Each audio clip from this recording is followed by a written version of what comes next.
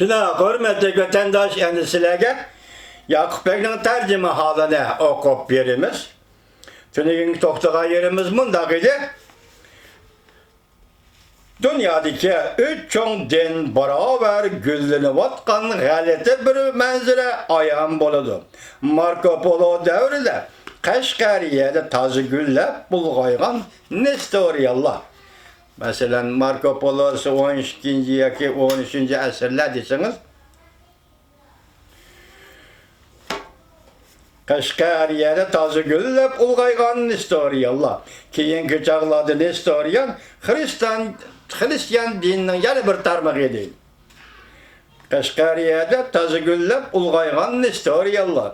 Keyinki çağlarda muşu cemiyetinin başka azalarının zoravallık asıda harlanıp bütünley tüyep ketken idi.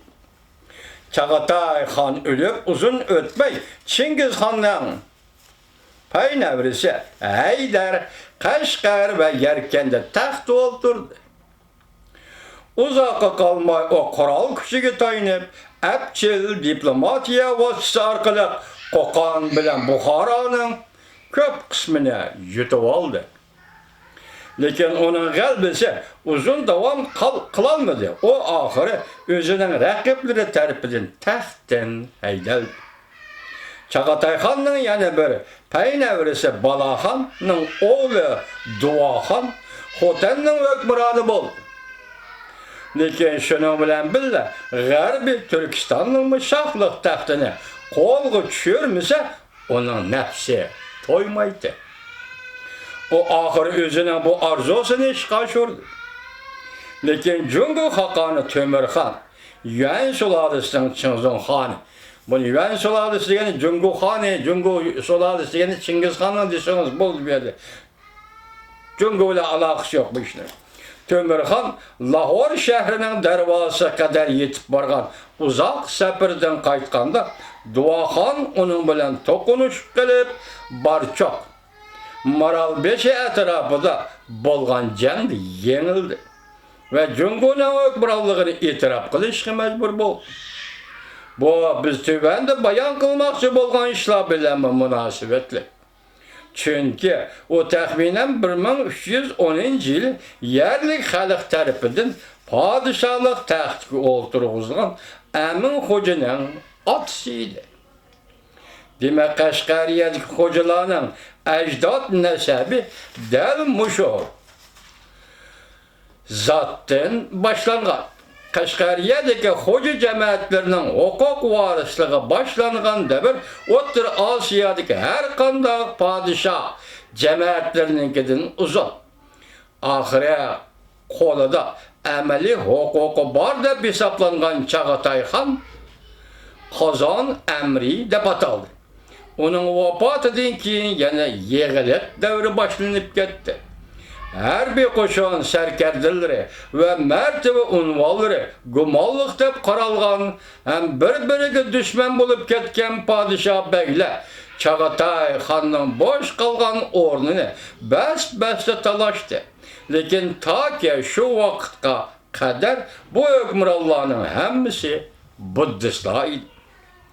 Toğluq Tömür, Çingiz Han cemaatinin kep kalgan sanaklık evlatlarından biri bulup, o öz cemaatiga qartılgan bir qatımlıq en qattiq qırğınçılıqda Kaşgariyedeki muhim bir mehrivan kişinin himayesi bilen aman kalgan idi. Şundan keyin uzakça o muşu devletten çet çıra joylaridagi tağ bayağı valladı sarımçılıqdı ötüşke. Sarımçılıqdı ötüşke. Mecbur bol. Onun ölpetlerinin hemmisi Buddistlar idi. Küllerine birde Çingiz Han Buhara'nı veyran kılganda aman kalgan İslam ulemasının bir evladı Çin imamının akillerden onunla talim bergen idi.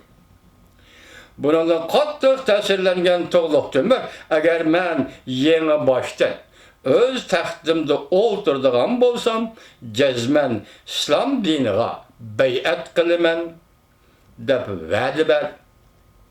Uzakka kalmaya Kaşgariye'de yüz bergen özgürlükler de yerli halk el itiraf kılıngan bir zatını o'zlariga hukmron qilmoqchi bo'lishdi. Bu jihatda to'liq Temirga teng kelgudek odam yo'q edi. O xalq taxtiga o'ldirish bilan o'zining islom diniga e'tiqod qiladiganligini oshkoraga qildi. Shundan keyin bir necha yil ichida Turkistondagi muhim oqsoqollarning hammasi uni do'rab kayni-kaynidan islom diniga e'tiqod qildi. Shundan tortib bu rayonning ko'pchilik aholisi islom diniga e'tiqod qilib kelmoqda. Ehtimal Jungo hukmronlik qilgan chog'lar buningdan mustasno bo'lishi mumkin.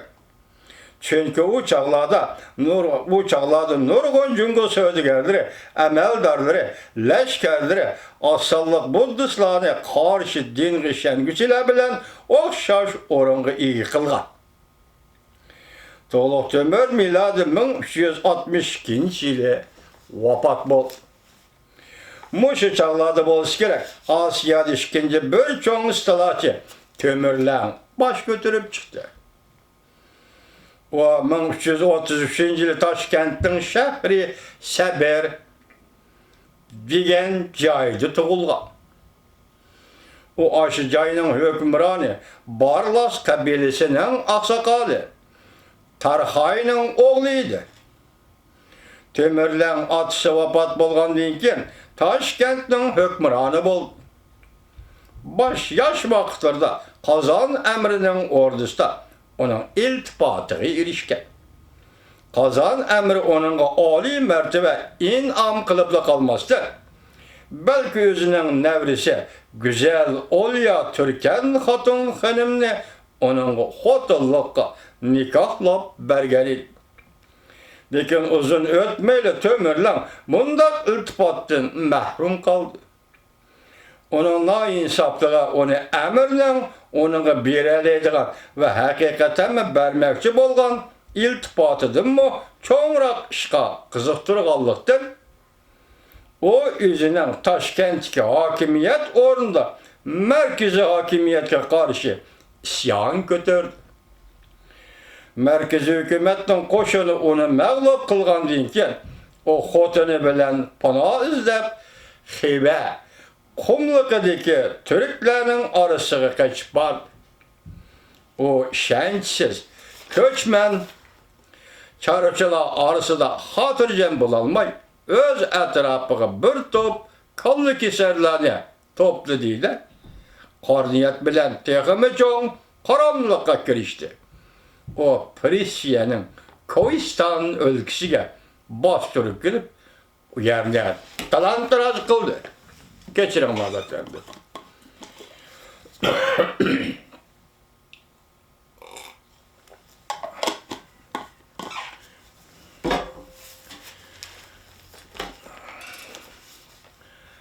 Koistan o'lkasiga bostirib kelib, u yerni talon-taroj qildi. O bu qatimqi har kishida hali zo'r muvaffaqiyat qozongan bo'lsa-mu, lekin jangda bir puti o'q yo o'qqa tegib yaralandi. Onun bu yarısı ömürvayet tolaq saqaymıdı. Şundan itibaren onunla Aqsaq Temur yoki Temurlar degan nom singib qoldi. Kishilarga mashhur bo'lgan Temurlar degan ism ana shunday kelib chiqqan. Temurlar shu qatimqi bulanchilik urushida shuhrat qozonib, mustahkam o'ringa ega bo'lib oldi. Uzun o'tmay u hali kuchli bir qo'shin to'plab Toshkentga bostirib kirdi. Va Farg'onani qo'shib hozirgi Rossiyaga taban Qo'qon rayonining hammasi besib oldi. 1363-yili Qobil Shoh degan ishg'oliyatchini shohlik taxtiga yo'lab chiqardi. Shundan keyingi bir necha yil ichida Husayn deydigan yana bir oqsoqol bilan zo'magarlik talishib yurib, 1369-yili Naytizor g'albiga erishdi. Shuning bilan o'zining cho'ng pardasini butunlay yirtib tashlab, o'zini shoh deb jakoladi. O aholisi ko'p bo'lgan Samarqandni o'ziga poytaxt qildi. Ve bu şehrini bir mahal G'arbi Osiyoda mashhur bir shaharga aylantirdi. O özünün işki işlerini orlaştırıp bolgandan keyin chet ellerge hücum başladı. Hammadan avval Badaxşandaki tağ halkı onun hücuma uçurdu. Ve bir neçe qatimli şiddetli jangdan keyin onun hükümranlığını itiraf qilishga mecbur bo'ldi. Ondan keyin Temürlen özünün dikkat nazarini şimalga qaratdi. Şimaldagi chegirning sirti Chag'atay yetti olasının beyleri so'rayotgan Jungariya. Temürlen bir neçe qatimli hüjumda ularning podshohi Qamariddinni mag'lub qilgan bo'lsa-mu, 1390-yilga kelgandilar, ondan to'liq g'alaba qozonadi. Temürlen bastırıp kelganda Qarish taraf Issiq ko'lning sharqidagi qal'alarga kirib oladi. Tajovuzchilar chekinganda ondan yo'shinib olgan joyidan chiqishadi. Xo'sh, endi biz yana Qashqariyaga qaytib kelaylik. Tug'luq Temurxon o'lgandan keyin uning o'g'li Qayın Xo'ja varislik qilish huquqidan Qays Xo'ja varislik qilish huquqidan mahrum bo'ldi. 1383-yili o 30 yoshga kirganlar yana boshdan taxtga o'tirdi. O chin musulmon bo'lg'achqa davlatning mustaqilligini saqlab qolish uchun Temürlen bilan qo'shni ellar aro bo'ladigan eng yaxshi do'stlik munosabatda bo'ldi va uning bilan eng yaqin ittifoq tuzdi. Ammo o Temürlenning 7 ulusi qarshi elib borgan urushlarga qatnashmadi. Şoňa Temürlen